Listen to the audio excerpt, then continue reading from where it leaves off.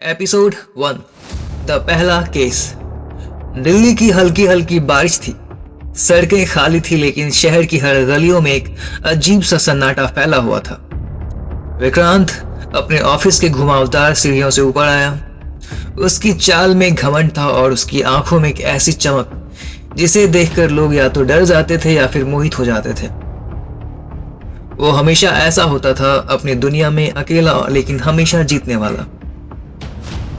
आज उसके पास एक नया केस था। मशहूर कारोबारी आदित्य मेहरा का शव मिला। पुलिस ने इसे डकैती का मामला बताया लेकिन विक्रांत जानता था कि कुछ गड़बड़ जरूर है। उसके पास एक खास डिवाइस थी, माइक्रोस्कोपिक एनालाइजर, जो सबसे छोटी झूठ और छुपी हुई जानकारी पकड़ सकता था। वह डिवाइस उठाता और हमेशा एक अजीब सा संतोष महसूस करता। हत्या स्थल पर पहुंचते ही विक्रांत ने देखा, कमरा बिल्कुल साफ था, कीमती चीजें अनटच्ड थी और जो चीज जमीन पर पड़ी थी वही सबसे बड़ी हिंट बन गई थी। पुराना घड़ी का तंत्र जिसमें लगी हल्की सफेद चमक। विक्रांत ने इसे उठाया और हाथ में आते ही उसने सुनी कि उसमें एक ध्वनि थी जिसमें कह रहा था, सत्य छुपा है। विक्रांत मुस्कुराया। खेल शुरू होता है और मैं हमेशा जीतता हूं। वही उसे एक छोटी लेकिन चालाक लड़की दिखाई दी, आर्या। विक्रांत ने उसकी आंखों में झांका। डर नहीं, चुनौती। हाँ, वह जानता था उसमें कुछ था जो या तो उसकी मदद करेगा या उसे ही नुकसान पहुंचाएगा। विक्रांत ने अपना डिजिटल एनालाइजर घड़ी के तंत्र में लगाया। छोटे छोटे पैटर्न में उसे एक कोड दिखा, खतरा करीब है। विक्रांत की मुस्कान और तेज हो गई। ठीक है, मुझे पसंद है ऐसे खेल। आर्या ने पूछा, ये सब क्या है? मुझे डर लग रहा है। विक्रांत ने उसकी तरफ देखा, उसकी आंखों में हल्की चमक के साथ। डर? मैं तुम्हें नहीं डराऊंगा, लेकिन अगर तुम पीछे हट गई तो यह खेल अधूरा रहेगा, विक्रांत ने कहा। विक्रांत ने पैटर्न के हिसाब से कमरा छानना शुरू किया। हर चीज पे उसकी नजर टिकी रही। विक्रांत एरोगेंट था, साइकोपैथ था, लेकिन सिर्फ इसलिए कि उसका दिमाग हमेशा तेज काम करता था। वह खेल का आनंद लेता था और आज रात यही खेल उसकी ताकत साबित होने वाला था। थोड़ी देर में उसने खिड़की पर एक अजीब सा पैटर्न देखा। एक छोटी सी ड्राइंग थी जो हत्या की दिशा दिखा रही थी। विक्रांत ने कहा, अच्छा, यह सिर्फ शुरुआत है, असली खेल अभी बाकी है। एपिसोड 2, जख्म जो बोलते हैं। विक्रांत ने खिड़की पर बने पैटर्न को आखिरी बार गौर से देखा। वह पैटर्न किसी आम इंसान ने नहीं बनाया था। उसे पता था यह एक सिग्नेचर है, किसी ऐसे इंसान का जो खेल खेलने का शौकीन है, बिल्कुल उसकी तरह। वह अपने दस्ताने उतारते हुए बोला, अब ये केस दिलचस्प हो रहा है। आर्या अब भी कमरे में खड़ी थी, एक कोने में। वह चुप थी लेकिन उसकी आंखों में सवाल का तूफान था। विक्रांत ने उसकी तरफ देखा, एक लंबी, शांत मगर खतरनाक निगाहों से। तुमने पैटर्न देखा? विक्रांत ने पूछा, बिना उसकी तरफ पूरी तरह मुड़े। आर्या ने थोड़ा हिचकते हुए कहा, हाँ, पर इसका मतलब क्या है? विक्रांत धीरे से हंसा। वह हंसी खुश नहीं था। वह हंसी एक शिकारी की थी जिसे अपनी शिकार की गंध मिल गई हो। मतलब? उसने कहा, इसका मतलब है कि कातिल चाहता है कि मैं उसे ढूंढूं। आर्या डर गई। कोई इतना पागल क्यों होगा क्योंकि विक्रांत ने उसकी बात काटी। यह कातिल मुझ जैसा ही है, शांत, स्मार्ट और खेल खेलने का शौकीन। वो एक कदम करीब आया। सवाल सिर्फ ये है, वह मुझे चुनौती दे रहा है या मेरे जैसा बनना चाहता है। विक्रांत ने घड़ी का पुराना तंत्र उठाया। जब उसने उसे अपनी हथेली में घुमाया तो सफेद रोशनी हल्की सी चमकी। आर्यन ने चौंक कर पूछा, ये चमक, ये क्या है? विक्रांत ने आंखें आधी बंद करते हुए कहा, सच्चाई का आवेश, या फिर सच्चाई का अवशेष। कुछ ऐसे अपराध होते हैं जिनमें चोटें बोलती हैं और यह डिवाइस उन आवाजों को पकड़ता है। आर्या की सांस अटक गई। तो इसका मतलब यह है कि आदित्य मेहरा की मौत आसान नहीं थी। उसके दिल में जो डर था वो अभी भी इस तंत्र में मौजूद है। कमरे में एक पल को सन्नाटा छा गया। विक्रांत ने बाहर आने से पहले एक आखिरी बार कमरे को देखा, फिर कहा, चलो आदित्य मेहरा की पत्नी से मिलते हैं। दोनों मुख्य हॉल में आए। हॉल में एक औरत खड़ी थी, अनन्या मेहरा, चेहरा शांत पर आंखें रोती हुई। वह अमीर थी, खूबसूरत थी और कुछ छुपा रही थी। विक्रांत उसके सामने खड़ा हुआ और बिना किसी हिचक के बोला, आपके पति को मरने से कुछ मिनट पहले किससे बात करनी थी? अनन्या चौंकी। आप क्या कहना चाहते हैं? विक्रांत आगे झुका। मैं वो आदमी हूं जो झूठ सूंघ लेता है। मेरे सवालों के सीधे जवाब दीजिए। अनन्या ने होठ काटे। एक कॉल हाँ, किसी से कॉल पर बात की थी, पर उन्होंने नहीं बताया किससे। विक्रांत मुस्कुराया। धन्यवाद, अब असली बात बताइए। अनन्या की सांसें भारी हो गई। ठीक है, आदित्य परेशान था, उन्हें लग रहा था कोई उनका पीछा कर रहा है। विक्रांत की आंखें चमकी। और आपने यह बात पुलिस को क्यों नहीं बताई? अनन्या रो पड़ी। मुझे डर था, वो कहते थे अगर मैंने नाम लिया तो मैं मारा जाऊंगा। विक्रांत के दिमाग में पहिए घूमने लगे। यह अब साधारण केस नहीं रह गया था। जाते जाते विक्रांत ने सीढ़ियों के पास एक अजीब चीज देखी। मिट्टी पर एक छोटा सा गोल निशान, जिस पर सबसे हल्की सी चमक थी। आर्या ने पूछा, ये क्या है?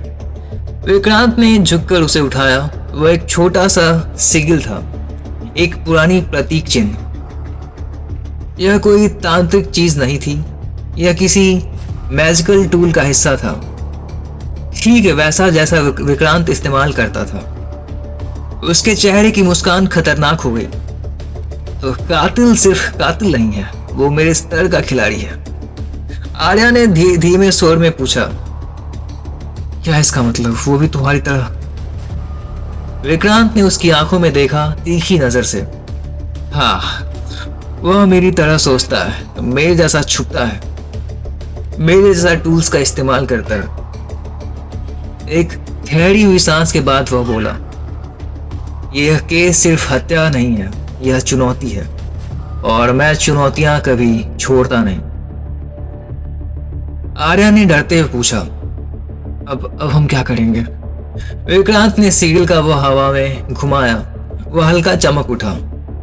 अब वह बोला, अब हम उस कातिल को ढूंढेंगे जिसे लगता है वह मुझसे ज्यादा स्मार्ट है, और मैं उसे साबित करूंगा यह खेल का असली मास्टर कौन है। सिगिल की चमकती हुई रोशनी, विक्रांत की ठंड मुस्कान और एक आदमी अंधेरे में कहीं उन्हें देखता हुआ। एपिसोड 3, वो औरत जो सच की मालकिन थी। विक्रांत अपने ऑफिस की मेज पर बैठा था। घड़ी का तंत्र एक तरफ, सिगिल दूसरी तरफ, और बीच में उसकी नजरें। ऐसी नजरें जो किसी भी चीज को चीर कर उसके अंदर का सच खींच लाती थी। आर्या विक्रांत के पास ही खड़ी थी, भीतर से डरी हुई, बाहर से हिम्मत दिखाते हुए। विक्रांत तंत्र को घुमाते हुए बोला, कातिल स्मार्ट है, उसे पता है कि मैं उसको समझने लगा। आर्या ने ध्यान से पूछा, तो अब हमें क्या करना चाहिए?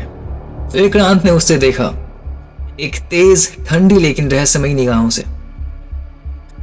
अब हमें किसी ऐसे से मिलना चाहिए जो सच की कीमत जानता है। आर्या चौंकी। कौन? विक्रांत ने कुर्सी पीछे धकेली और बोला, रूहानी देवी। दिल्ली के पुराने हिस्से में एक हवेली थी। टूटी नहीं थी, बस उम्र से थकी हुई, जैसे किसी बड़े राज को लिए बैठी हो। विक्रांत और आर्या अंदर पहुंचे। हवेली के भीतर धूप बत्ती, धुंधले पर्दे और पुराने लकड़ी की चरमराहट थी, और फिर सीढ़ियों से उतरते कदमों की आवाज। एक बूढ़ी औरत नीचे आई। सीधी रीढ़, भारी कदम, झुर्रियां में भी ताकत की लकीरें, सफेद बाल जूड़े में बंधे, और आंखें जैसे वो इंसान नहीं, सच को देख रही हो। वही थी रूहानी देवी। उन्होंने विक्रांत को देखा और हंसी। वह हंसी मीठी नहीं थी, वह हंसी भी अहंकार की, अधिकार की। तो तुम आ ही गए, उस बूढ़ी ने कहा। आर्या फुसफुसाई, आप इन्हें जानती हो? उस वृद्धा ने बोली, जैसे आग धुएं को पहचानती है वैसे मैं इसे। वह विक्रांत के करीब आई, इतना करीब कि विक्रांत का अहंकार भी 2 कदम पीछे हिल गया। तुम बदल नहीं सकते विक्रांत, वह बोली। तुम हमेशा खेल खेलते हो, लेकिन इस बार खिलाड़ी कोई और है। विक्रांत की आंखें सिकुड़ी। मेरे खेल में कोई मुझसे ज्यादा स्मार्ट नहीं होता। रूहानी देवी ने उसके हाथ में पकड़े सील को देखा और तड़प गई। ये तुम्हारे पास कैसे आई? विक्रांत मुस्कुराया। कातिल छोड़ गया था, शायद चाहता है मैं उसे ढूंढूं। रूहानी देवी का चेहरा अचानक गंभीर हो गया।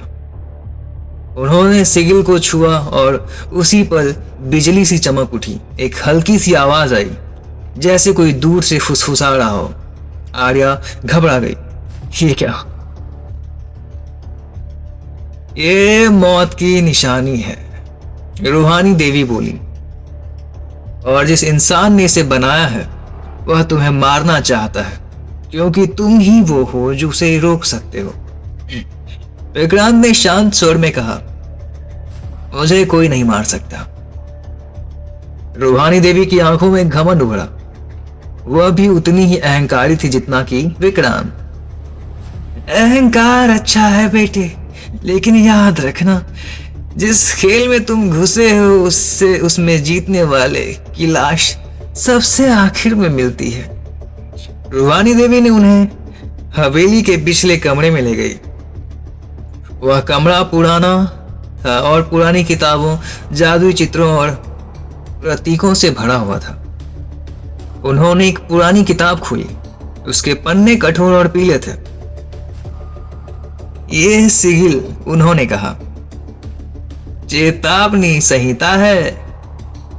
इसे सैकड़ों साल पहले बनाया गया था, और सिर्फ वही इसे इस्तेमाल कर सकता है जो दिमाग से तेज, दिल से बेरहम और आत्मा से अलग हो। उस वृद्ध औरत ने कहा। आर्या कांप उठी। मतलब विक्रांत भी से? रूहानी देवी ने उसे घूरा। विक्रांत में वो गुण है जो आम इंसान में नहीं होते। वो सच को महसूस कर सकता है। उसकी बुद्धि असामान्य है और कभी कभी खतरनाक भी।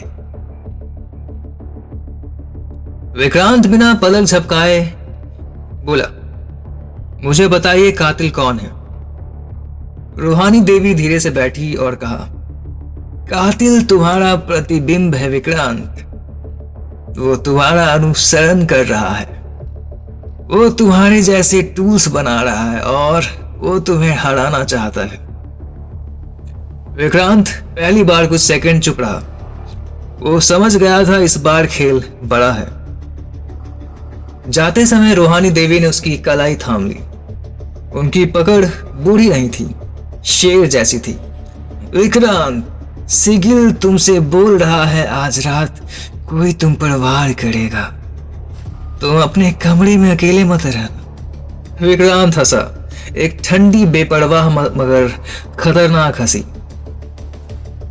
जो मुझ पर वार करेगा उसे पता नहीं कि वो किससे खेल रहा है। रूहानी देवी ने सिर हिलाया। यही अहंकार या तो तुम्हें बचाएगा या खत्म कर देगा। हवेली से दूर जाते हुए विक्रांत और आर्या, अंधेरे में छुपा एक साया उन्हें देखते हुए, और रूहानी देवी शून्य में बोलती हुई, शुरुआत हो चुकी है।